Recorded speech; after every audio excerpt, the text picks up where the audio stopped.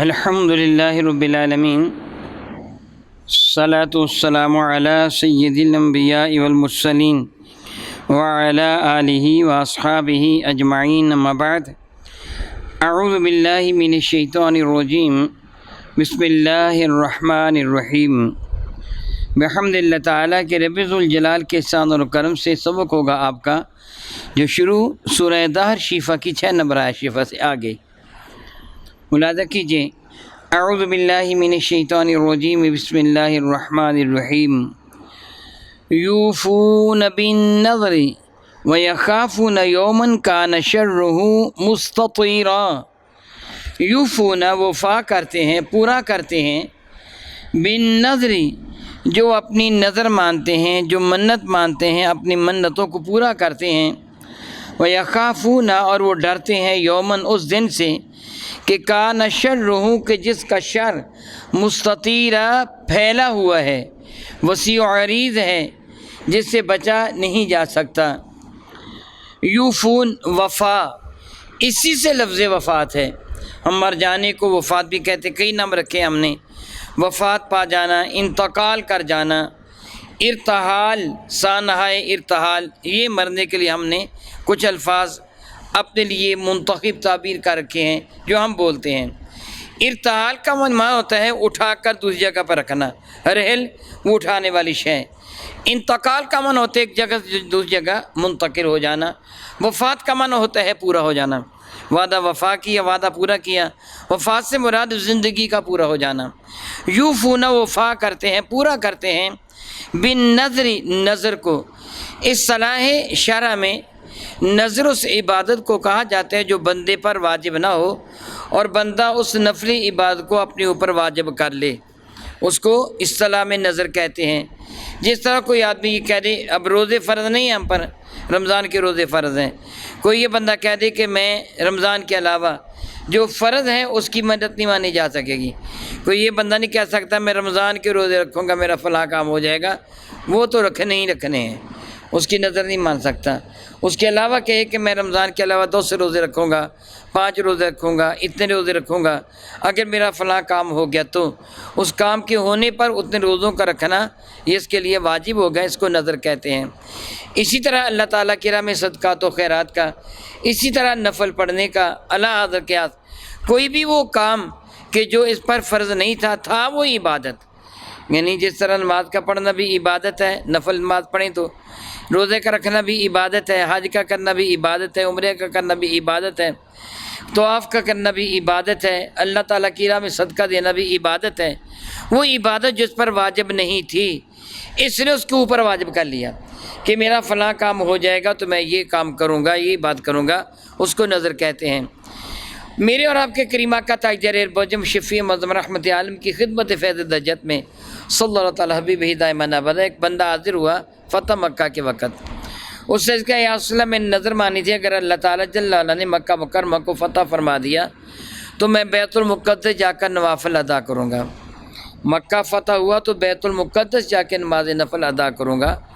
میرے کریم آقا نے اسے ارشاد فرمایا تیرا جی چاہے تو یہیں ادا کر لے۔ اس آدمی نے دوبارہ عرض کیا یا رسول اللہ اگر میں نے تو منت مانی تھی کہ میں وہاں جا کر ادا کروں گا، ملک شام میں بیت المقدس میں مسجد اقصیٰ میں جا کے ادا کروں گا۔ میرے کریم آقا نے دوبارہ فرمایا یہیں ادا کر لے۔ اس سے تیسری مرتبہ پھر یہی عرض کیا، تیسری یا چوتھی مرتبہ میرے کریم نے فرمایا جیسے تیرا جی چاہے ویسے کر۔ مراد یہ تھی کہ بیت المقدس میں ایک نماز کا ادا کرنا 50,000 نمازوں کے برابر ہے، اور حرم کعبہ میں ایک نماز کا ادا کرنا 1,00,000 نماز کے برابر ہے۔ یعنی اگر وہ تو یہاں پوری کر لے گا تو اس کے برابر ثواب تو تجھے مل جائے گا، تجھے خام کا وہاں مشقت کر لینا، مشقت کر کے جانا ضروری نہیں ہے۔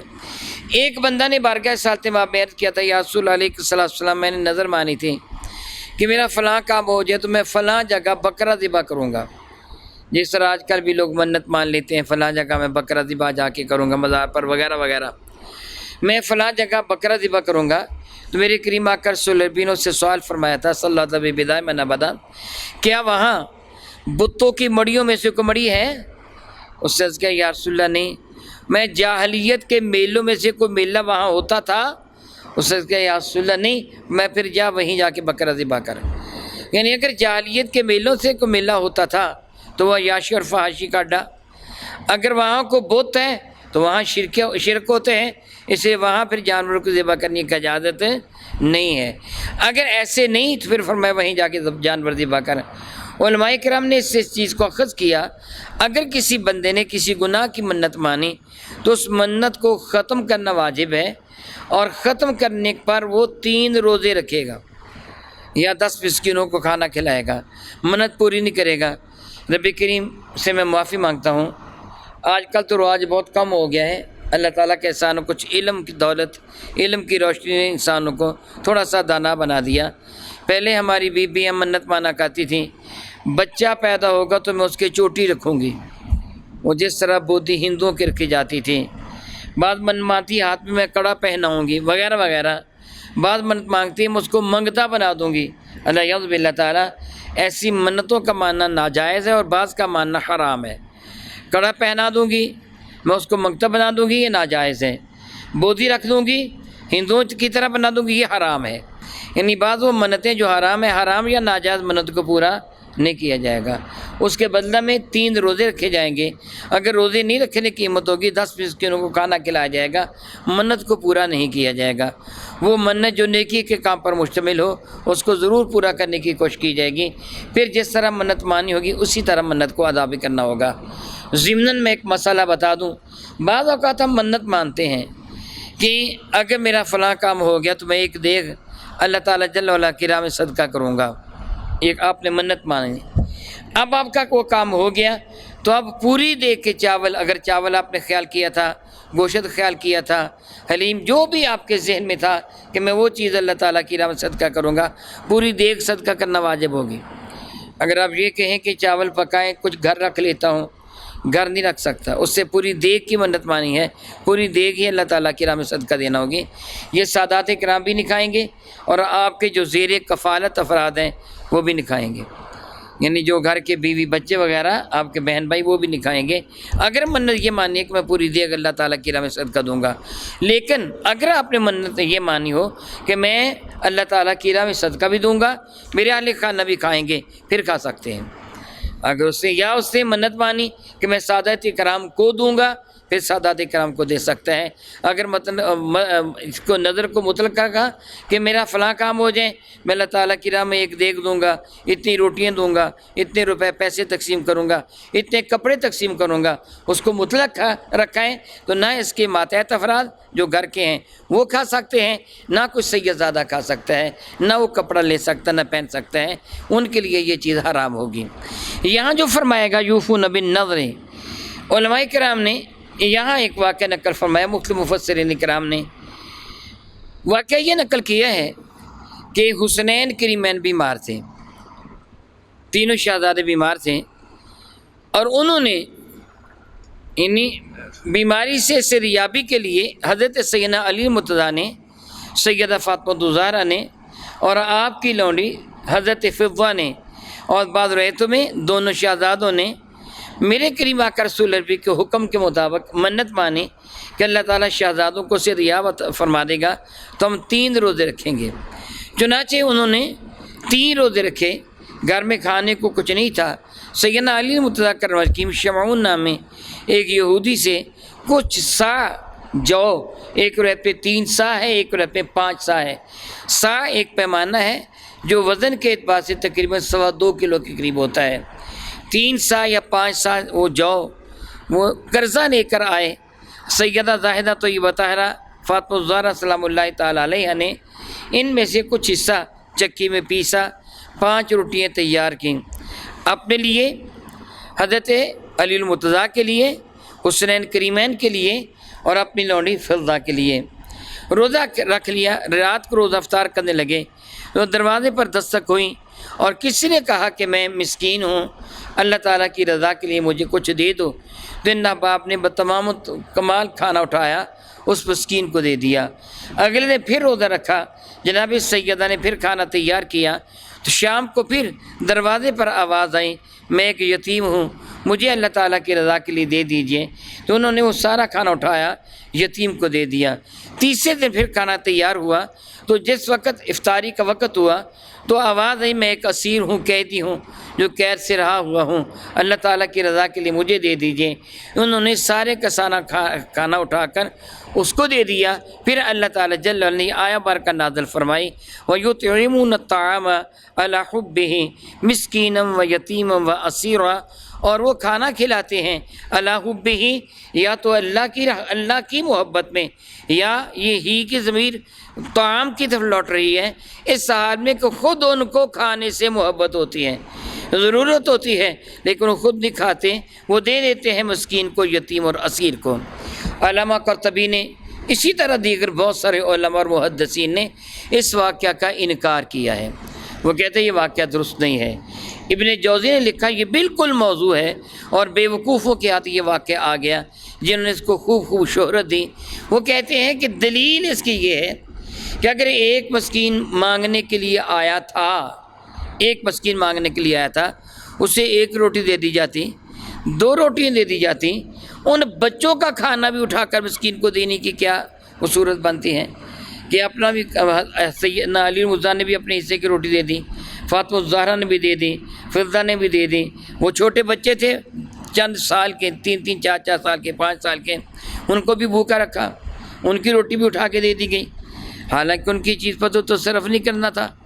وہ کہتے ہیں یہ واقعہ درست نہیں ہے، یہ واقعہ صحیح نہیں۔ جہاں تک اہل بیت اطہار کی سخاوت کا تعلق ہے تو اس پہ شک نہیں، وہ سخیوں کے سردار ہیں، وہ بہت کچھ عطا فرماتے ہیں، لیکن وہ یہ فرماتے کس طرح کی جعلی روایات سے ان کی عزت نہیں بنائی جا سکتی، ان کی عزت اللہ کے حضور ویسے ہی بہت زیادہ ہے، وہ اس چیز کے محتاج نہیں ہیں جس طرح کسی حسین کو میک اپ کی ضرورت نہیں ہوا کرتی، کیونکہ اس کا اپنا حسن ہی اتنا زیادہ ہوتا ہے کہ دوسرے جن کے پاس حسن نہ ہو وہ میک اپ کریں، جو منبع حسن اس کو میک اپ کی کیا ضرورت ہے۔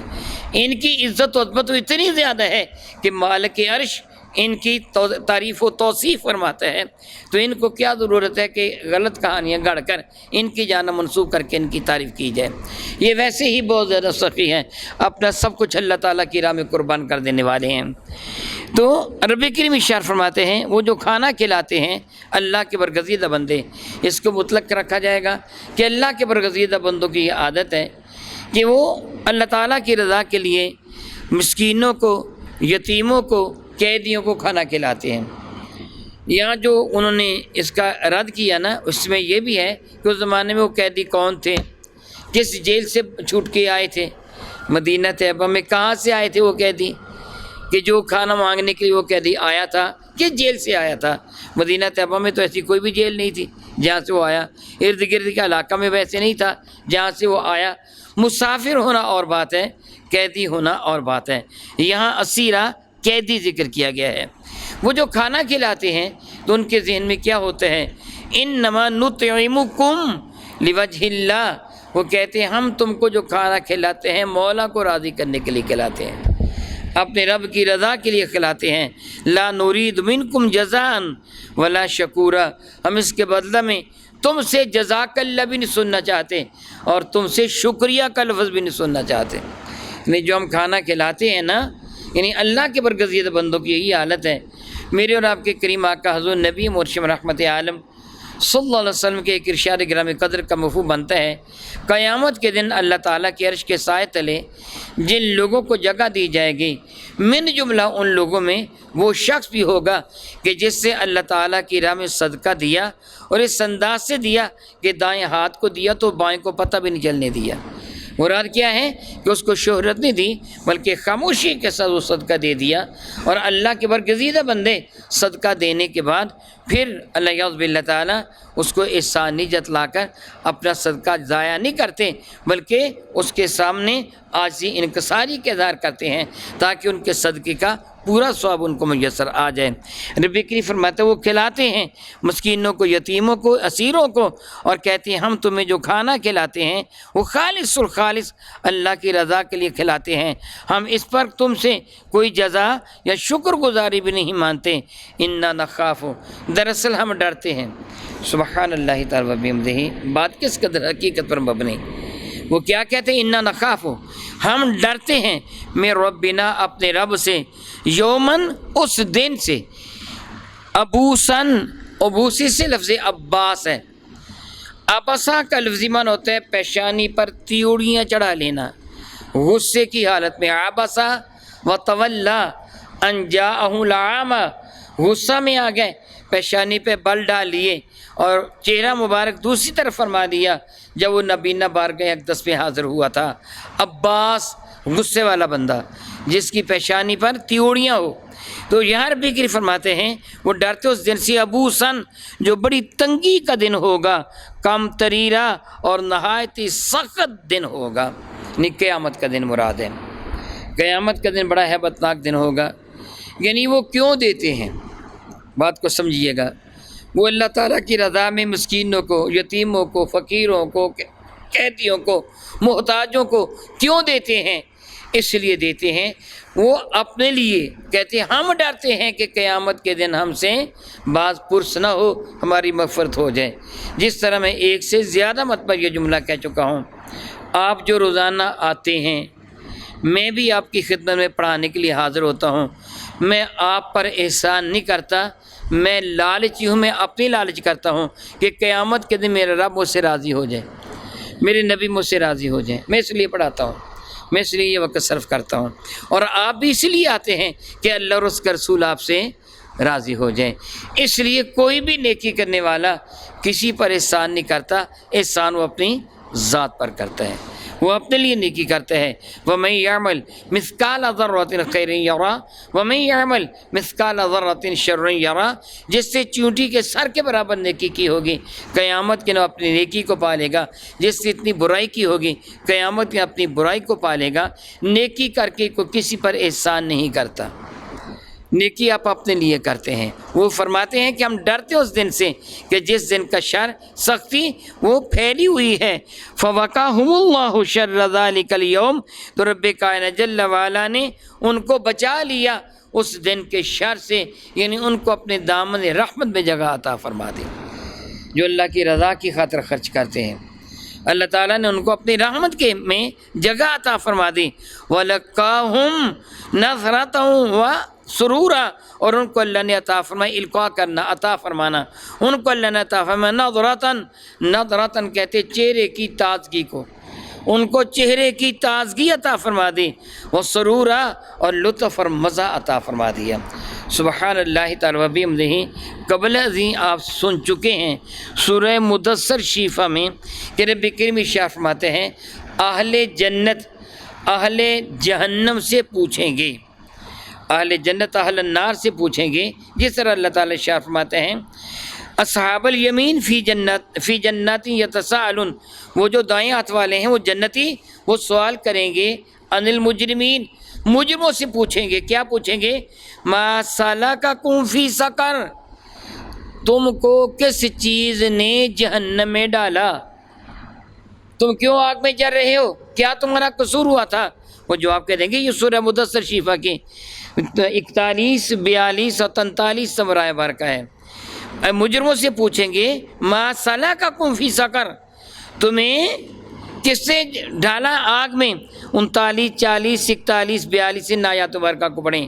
اگلی برکہ ہے 43، قالو، وہ جواب دیں گے لم نکو من المصلین، ہم نماز نہیں پڑھا کرتے تھے۔ پوچھیں گے نا تم جہنم میں کیوں گر گئے ہو، کہیں گے ہم نماز نہیں پڑھتے تھے۔ ولم نکو نطعم المسکین، اور ہم مسکینوں کو کھانا بھی نہیں کھلاتے تھے۔ پتہ چلا اللہ کی رضا کی خاطر اس کی راہ میں صدقات و خیرات کرتے رہنا چاہیے، نماز بھی پڑھتے رہنا چاہیے، صدقات و خیرات بھی کرتے رہنا چاہیے۔ جو ایسا کرے گا اس کے لیے کیا ہے؟ میرا اللہ فرماتا ہے فَوَقَاهُمُ اللَّهُ شَرَّ ذَلِكَ الْيَوْمِ، اللہ تعالیٰ نے آج کے دن کی برائی سے ان کو بچا لیا ہے۔ ان کو اپنے دامن رحمت میں جگہ عطا فرما دی ہے۔ وَلَقَّاهُمْ نَظْرَةً، ان کے لیے کیا اللہ تعالیٰ نے انتخاب فرمایا، کیا ڈالا ان کی جانب؟ چہروں کی تازگی، چہروں کی خوشی، و سرورا، اور دلوں کا چین، یعنی قیامت کے دن لا خوف علیہم ولا هم یحزنون، انہیں نہ کوئی غم ہوگا نہ کوئی دکھ ہوگا۔ سبحان اللہ، یہ اللہ کے برگزیدہ بندوں کا عالم ہوگا۔ رب کائنات کے حضور یہ عبد ناچیز ملتجی ہے کہ رب کائنات تو اس عبد ناچیز کو، ہم سب کو قیامت کے دن ان لوگوں کا ساتھ عطا فرمانا جن پر تیری خاص رحمتوں کا نزول ہوگا، جو ایمان والے ہیں، جو نبی ہیں، صدیق ہیں، جو شہداء ہیں، جو صالحین ہیں۔ اور کما قال اللہ تبارک و تعالی، واللہ تعالی اعلم باسرار کتابہ۔